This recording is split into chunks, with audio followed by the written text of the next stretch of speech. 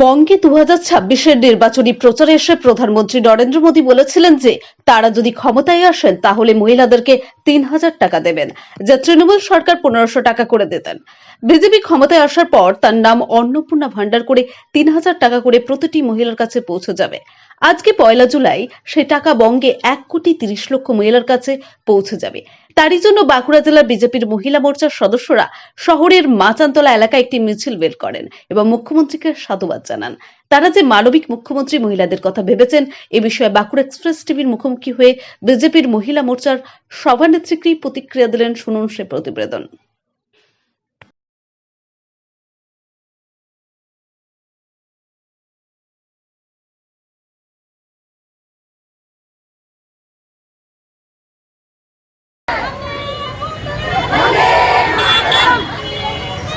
madam BJP BJP BJP